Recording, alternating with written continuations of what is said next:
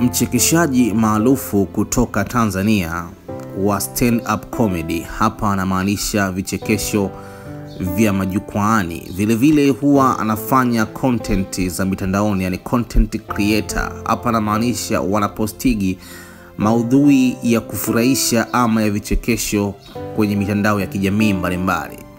Sio mwingine ni all the way kutoka Mbeya. Hapa namzungumzia Eliud Samuel.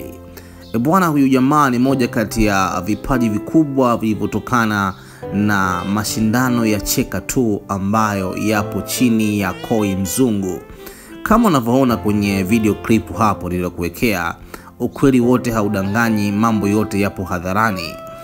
Bwana, katika siku ambayo iliyobarikiwa zaidi, Eliud Samuel aliweza kumvisha rasmi pete ya uchumba mpenzi wake huyo.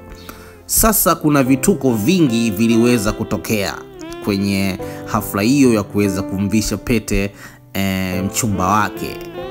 Bwana, lakini kwanza kabla ya yote ni kuombe uweze kusubscribe channel yako hii ya Bongo Complex ili uwe wa kwanza kupata habari zetu zote pale pindi tu zinapoweza kutoka. Ukifanya hivyo, kusubscribe, utakuwa umekwisha jiunga na familia kubwa.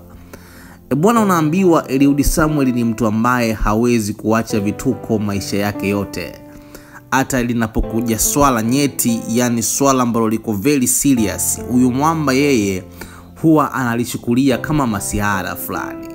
Na katika maisha yake bwana, ni mtu ambaye anatengeneza content ama maudhui, achagui sehemu mara kwa mara.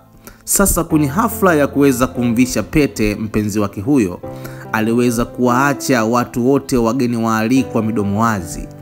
Kila mmoja kaangua kicheko. Bwana, jamaa mmoja alicheka bado kidogo adondoke. Nilizani angeweza kuzimia lakini akajikaza. Bwana, Eliud aliweza kupewa mic na MC na akaweza kuzungumza vitu nyeti kweli kweli. Kwanza akawashukuru ndugu wageni waalikwa waliotumia fursa hile kuweza kujongea mpaka mahala pale.